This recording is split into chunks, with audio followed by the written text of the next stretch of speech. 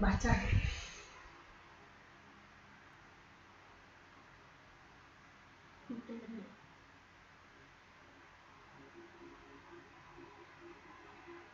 Saudara dan saudari yang terkasih dalam nama Tuhan kita Yesus Kristus, puji syukur kepada Tuhan karena penyelenggaraannya kita berkenan mengikuti pendalaman kitab suci. Dalam pertemuan yang kedua yang lalu kita telah melihat kebenaran tentang Yesus, anak manusia adalah Raja Kerajaan Surga.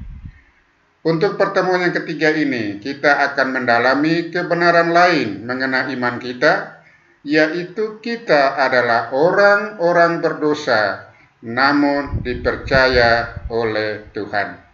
Saya ulangi lagi, dalam pertemuan ketiga ini, kita akan mendalami kebenaran lain tentang iman kita, yaitu kita adalah orang-orang berdosa, namun dipercaya oleh Tuhan. Belajar dari pengalaman panggilan Petrus dan kawan-kawannya dalam Injil Lukas pasal 5 ayat 1 sampai 11, kita diajak untuk mengenal Yesus Tuhan kita dan mengenal diri kita di hadapannya. Marilah kita membuka hati bagi sabda Tuhan yang kita dengarkan dalam pertemuan ini. Kita buka pertemuan kita ini dengan doa. Marilah kita bersatu dalam doa. Dalam nama Bapa dan Putra dan Roh Kudus. Amin. Ya Allah Maha Rahim, kami bersyukur atas kasih setiamu yang senantiasa menyertai kami, khususnya di saat kami berada dalam kesulitan hidup. Terima kasih karena pada kesempatan ini Engkau telah mengumpulkan kami kembali sebagai saudara-saudara seiman, walaupun melalui online. Kami hendak membaca dan merenungkan sabdamu. Terangi kami semua dengan kuasa Roh Kudus-Mu, agar kami dapat memahami kebenaran sabdamu, agar kami dapat mengatur hidup kami seturut kehendak-Mu. Demi Kristus Tuhan dan pengantara kami. Amin. Dalam nama Bapa dan Putra dan Roh Kudus. Amin.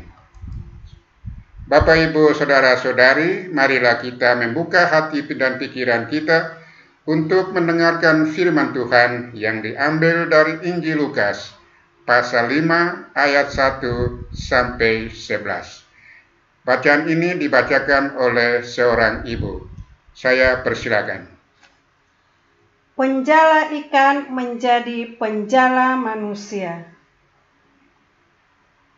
Inilah Injil Yesus Kristus menurut Santo Lukas, bab 5 ayat 1 sampai 11. Pada suatu kali Yesus berdiri di pantai Danau Genesaret, sedang orang banyak mengerumuni Dia hendak mendengarkan firman Allah. Ia melihat dua perahu di tepi pantai. Nelayan-nelayannya telah turun dan sedang membasuh jalannya. Ia naik ke dalam salah satu perahu itu, yaitu perahu Simon, dan menyuruh dia supaya menolakkan perahunya sedikit jauh dari pantai. Lalu ia duduk dan mengajar orang banyak dari atas perahu. Setelah selesai berbicara, ia berkata kepada Simon, "Bertolaklah ke tempat yang dalam dan tebarkanlah jalamu untuk menangkap ikan." Simon menjawab, "Guru, telah sepanjang malam kami bekerja keras dan kami tidak menangkap apa-apa. Tetapi karena Engkau menyuruhnya, aku akan menebarkan jala juga." Dan setelah mereka melakukannya, mereka menangkap sejumlah besar ikan, sehingga jala mereka mulai koyak. Lalu mereka memberi isyarat kepada teman-temannya di perahu yang lain supaya mereka datang membantunya. Dan mereka itu datang. Lalu mereka bersama-sama mengisi kedua perahu itu dengan ikan hingga hampir tenggelam. Ketika Simon Petrus melihat hal itu, ia pun tersungkur di depan Yesus dan berkata, "Tuhan, pergilah daripadaku, karena aku ini seorang berdosa." Sebab ia dan semua orang yang bersama-sama dengan dia takjub oleh karena banyaknya ikan yang mereka tangkap. Demikian juga Yakobus dan Yohanes, anak-anak Zebedeus yang menjadi teman Simon. Kata Yesus kepada Simon, "Jangan takut. Mulai dari sekarang engkau akan menjala manusia." Dan sesudah mereka menghela perahu-perahu ke darat, mereka pun meninggalkan segala sesuatu, lalu mengikut Yesus. Demikianlah Injil Tuhan. Terpujilah Kristus. Bapak, Ibu, saudara-saudari yang terkasih di dalam nama Tuhan kita Yesus Kristus. Merujuk pada Injil Lukas, pasal 5 ayat 1-11 yang barusan kita dengar, saya akan menyuguhkan 5 gagasan pokok yang menjadi permenungan kita sekarang ini. Yang pertama, Yesus mengajar orang banyak di pantai Danau Genesaret yang terletak di wilayah Galilea. Banyak orang mengerumuni Yesus hendak mendengarkan firman Allah yang hendak disampaikan oleh Yesus. Mereka berdesak-desakan untuk dapat mendengar Dia atau dapat mendekati Yesus. Bila orang banyak itu terus bermendesaknya, tidak akan ada jarak antara Yesus dengan mereka, sehingga ia tidak akan dapat berbicara kepada mereka. Bapak, Ibu, saudara-saudari yang terkasih di dalam nama Tuhan kita Yesus Kristus. Poin yang kedua, setelah selesai menyampaikan pengajaran kepada orang banyak itu, Yesus meminta Simon untuk bertolak ke tempat yang dalam dan menebarkan jalan di situ untuk menangkap ikan. Perintah itu terdengar aneh di telinga Petrus. Ia adalah nelayan yang sudah terbiasa mencari ikan di Danau Galilea. Pada malam sebelumnya, Simon dan teman-temannya telah bekerja keras untuk mencari ikan, tetapi tidak menangkap apa-apa. Malam hari adalah waktu yang cocok untuk menangkap ikan. Dan Simon adalah nelayan yang sangat memahami situasi danau itu. Sepanjang malam ia bekerja keras, tetapi tidak mendapatkan apa-apa. Rasanya tidak ada gunanya lagi untuk menebarkan jalan pada siang hari. Kalau kemudian ia bertolak untuk menebarkan jalan, hal itu semata-mata dilakukan hanya karena mengikuti perkataan Yesus. Bisa jadi Petrus tidak setuju dengan apa yang dikatakan Yesus, tetapi ia melakukannya seperti apa yang dikatakan Yesus. Bapak, Ibu, saudara-saudari yang terkasih di dalam nama Tuhan kita Yesus Kristus. Kebiasaan Petrus menangkap ikan pada situasi malam hari. Kebiasaan Petrus menangkap ikan pada situasi malam yang gelap. Itu kebiasaan Petrus, menangkap ikan. Tetapi Yesus memerintahkan dia untuk menebarkan jala untuk menangkap ikan pada siang hari. Maka perintah Yesus didengar oleh Simon Petrus adalah sesuatu yang aneh, karena merubah kebiasaan Simon Petrus. Menangkap kebiasaan Simon Petrus adalah pada malam hari, pada situasi gelap gulita. Tetapi sekarang Yesus meminta beliau atau Petrus untuk menebarkan jala menangkap ikan pada siang hari. Petrus, yang sebenarnya dalam hatinya dia menolak, tetapi dia melakukan itu untuk mengikuti kehendak Yesus. Bapak, Ibu, saudara-saudari yang terkasih di dalam nama Tuhan kita Yesus Kristus. Poin yang ketiga, Simon Petrus dan teman-temannya menolak perahunya ke tengah danau, lalu mereka menebarkan jala.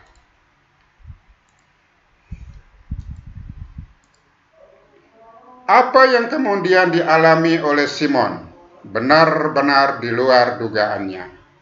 Jala yang mereka tebarkan ternyata menangkap sejumlah besar ikan. Bahkan jala itu mulai koyak karena tidak dapat menahan banyaknya jumlah ikan yang tertangkap. Karena itu, mereka memanggil teman-teman mereka yang ada di perahu lain untuk membantu menampung ikan yang mereka tangkap. Simon Petrus menyadari bahwa apa yang sedang dialaminya bukan suatu peristiwa yang biasa. Dia dan teman-temannya takjub menyaksikan banyaknya ikan yang mereka tangkap. Padahal mereka menebar jala pada siang hari atas perintah seorang guru. Bapak, Ibu, saudara-saudari yang terkasih di dalam nama Tuhan kita Yesus Kristus. Poin yang keempat, Simon Petrus menyadari bahwa apa yang sedang dialaminya bukan peristiwa yang biasa. Dia dan teman-temannya takjub menyaksikan banyaknya ikan yang mereka tangkap. Padahal mereka menebarkan jala pada siang hari atas perintah seorang guru. Sesampainya di darat, ia mendekati Yesus dan sujud di hadapan Yesus dengan berkata, "Tuhan, pergilah dari hadapanku, karena aku ini seorang yang berdosa." Ketika hendak bertolak untuk menebarkan jala, Simon memanggil Yesus dengan sebutan guru. Ini ada dua peristiwa yang berbeda. Pada saat dia mau bertolak untuk menebarkan jala untuk menangkap ikan, dia memanggil Yesus dengan sebutan guru. Setelah dia mengalami satu peristiwa penangkapan ikan, dan dia mendapat ikan yang banyak, Simon memanggilnya Tuhan. Ada perubahan cara pandang. Yang sebelumnya dia memanggil Yesus adalah guru, dan setelah dia mendapat ikan banyak atas perintah Yesus, dia memanggil Yesus adalah Tuhan. Kenyataan yang dialami Simon membuat dia sadar siapa pribadi yang sedang dihadapinya, siapa Yesus Kristus bagi dirinya. Hal ini juga membuatnya sadar bahwa dirinya adalah orang berdosa, sehingga ia tidak layak untuk didekatnya. Bapak, Ibu, saudara-saudari yang terkasih di dalam Yesus Kristus, pengenalan citra diri, pengenalan identitas dirinya berhadapan dengan Yesus, dia sadar bahwa dirinya adalah orang berdosa, karena yang dia hadap adalah Tuhan sendiri dalam pribadi Yesus Kristus.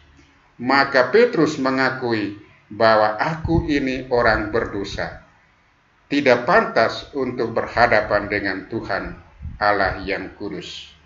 Bapak, Ibu, saudara-saudari yang terkasih di dalam nama Tuhan kita Yesus Kristus. Setelah mendengar perkataan Simon Petrus, Yesus berkata kepadanya, "Jangan takut.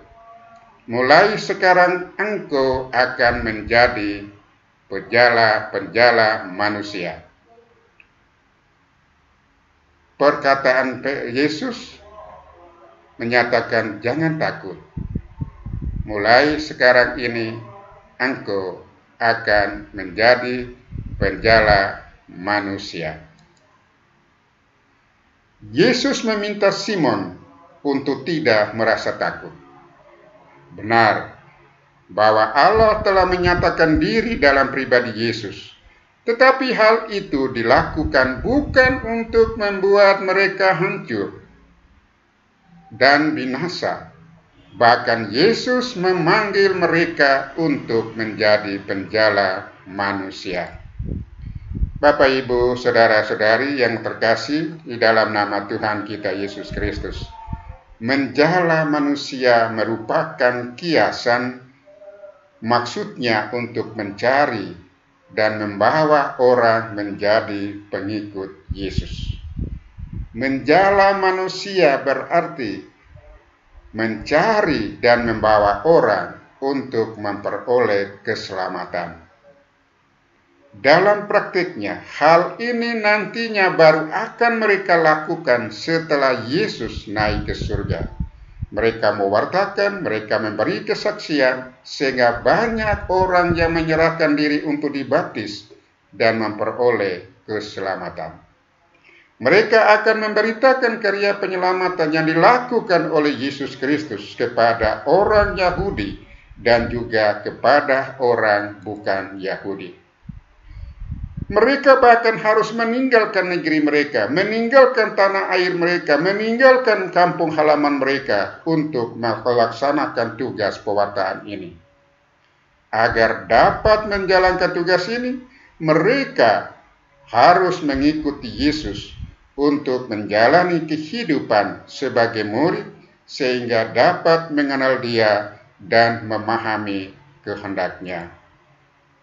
Bapak, Ibu, saudara-saudari yang terkasih di dalam nama Tuhan kita Yesus Kristus. Berdasarkan bacaan Injil tadi yang kita dengar, saya sudah menyampaikan ada 5 poin yang menjadi bahan permenungan kita selama pertemuan yang ketiga ini. Sekarang ini kita siapkan batin untuk mendengarkan refleksi singkat atas bacaan kitab suci yang barusan kita dengar tadi. Bapak, Ibu, saudara-saudari yang terkasih di dalam nama Tuhan kita Yesus Kristus. Mujizat penangkapan ikan yang dialami oleh Simon Petrus menunjukkan bahwa Yesus yang menyuruhnya menyebarkan jala itu adalah Tuhan yang Maha Kuasa. Ia berkuasa untuk memerintahkan alam dan alam pun taat kepadanya. Dia adalah Tuhan yang kita percaya dan yang kita sembah. Walaupun demikian, Ia datang dalam kehidupan manusia di dunia ini dan menyatakan diri kepada kita. Bapak, Ibu, saudara-saudari yang terkasih di dalam nama Tuhan kita Yesus Kristus.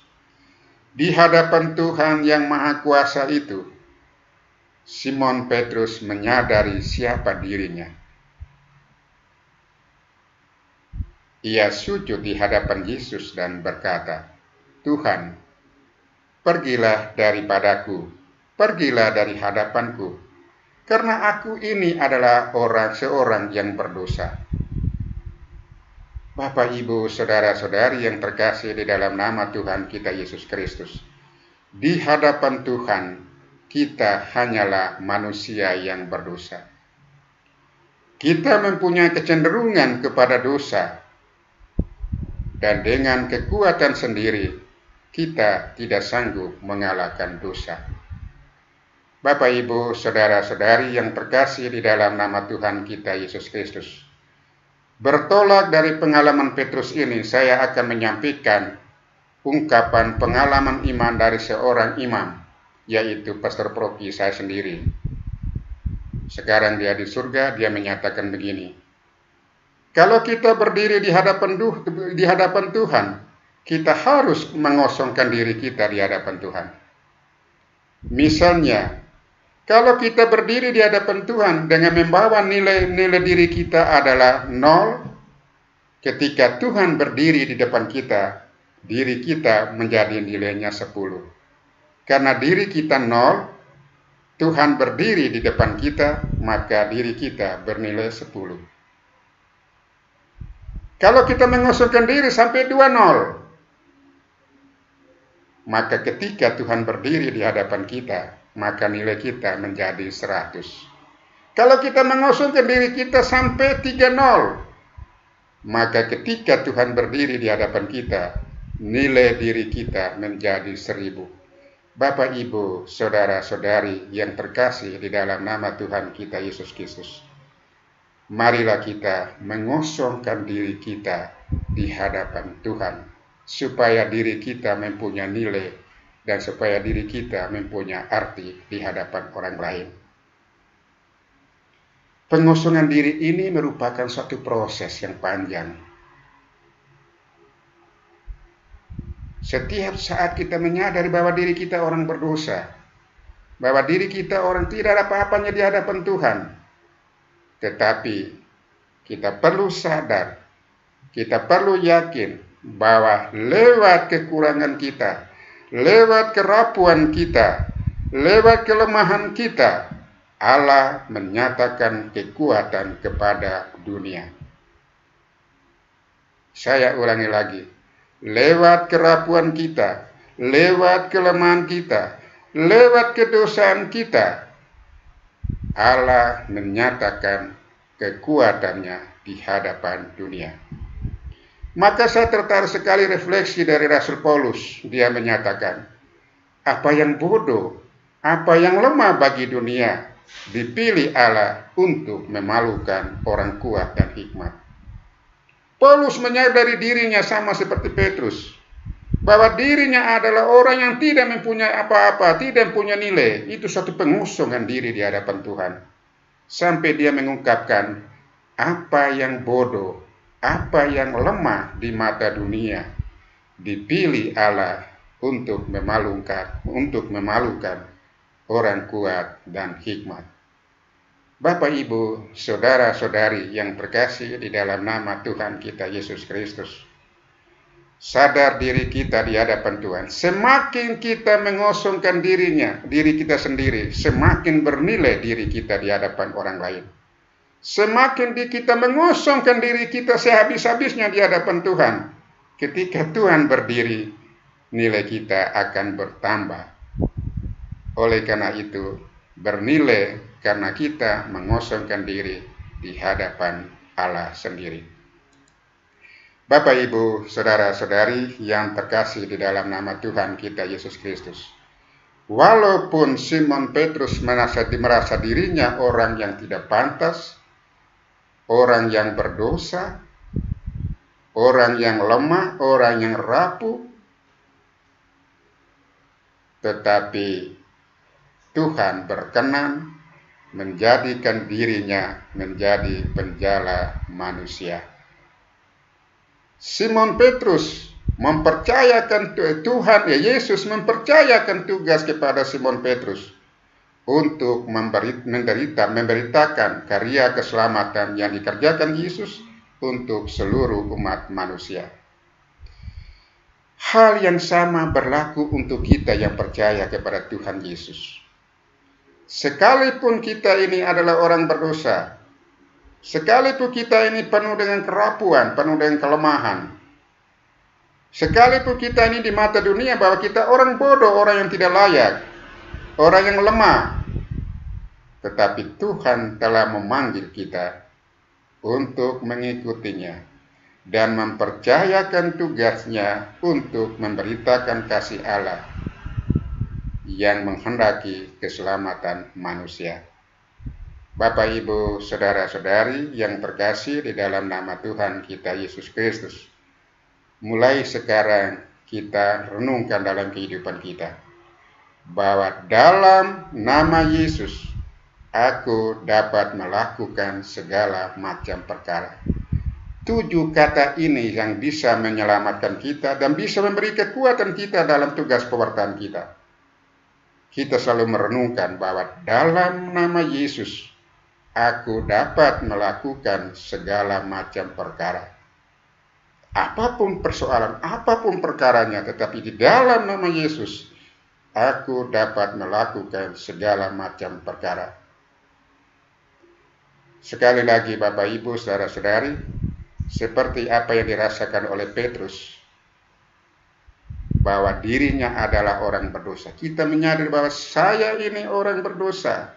Saya ini orang yang lemah. Saya ini adalah orang yang bodoh di mata manusia. Saya ini adalah orang yang rapuh di mata manusia. Tetapi Allah berkenan memilih dan menugaskan kita untuk mewartakan karya keselamatan Allah kepada seluruh umat manusia. Saya ulangi lagi refleksi Santo Paulus menyatakan, apa yang bodoh dan lemah bagi dunia dipilih Allah untuk memalukan orang kuat dan hikmat. Marilah Bapak Ibu saudara-saudari, kita belajar mengosongkan diri kita di hadapan Tuhan. Ketika Tuhan berdiri di hadapan kita, maka diri kita menjadi bernilai bagi sesama dan bagi dunia. Bapak Ibu saudara-saudari, kiranya demikian untuk bahan permenungan kita. Kita tutup sama-sama dalam pertemuan ini pada tema yang ketiga. Kita siapkan diri dan batin kita untuk tutup pertemuan ini dengan doa. Dalam nama Bapa dan Putra dan Roh Kudus. Amin. Ya Allah yang Maha Cinta, kami bersyukur atas sabda-Mu yang menginspirasikan kami. Bantulah kami selalu dengan kuasa Roh Kudus-Mu, agar kami dapat mengenali diri kami di hadapan-Mu, dan berani mempersembahkan hidup kami untuk kerajaan-Mu. Ingatlah kami bahwa dalam kedosaan kami, sekalipun Engkau tetap merangkul kami dan mempercayakan kami untuk melakukan kehendak-Mu, demi Kristus Tuhan dan Juru Selamat kami. Amin. Dalam nama Bapa dan Putra dan Roh Kudus. Amin. Bapak Ibu saudara-saudari, kiranya demikian untuk pertemuan yang ketiga. Seperti biasa saya menyatakan kepada Bapak Ibu, apa yang baik, apa yang menarik, apa yang menggugah iman Bapak Ibu saudara-saudari, itu datang dari Tuhan atau datang dari Allah. Tetapi apa yang kurang, apa yang lemah, apa yang mengganggu kehidupan iman Bapak Ibu, itu semuanya datang dari saya. Marilah kita menyerahkan diri kepada Tuhan, mengosongkan diri di hadapan Tuhan, supaya Tuhan berdiri di depan kita, maka diri kita akan bernilai di hadapan dunia. Dan sekarang sebagai akhir pertemuan kita ini, saya menyampaikan kepada kita, mulai saat ini, ambillah dan bacalah firman Tuhan. Sekali lagi, ambillah dan bacalah firman Tuhan. Damai sejahtera Tuhan senantiasa menyertai kita. Tuhan memberkati. Amin.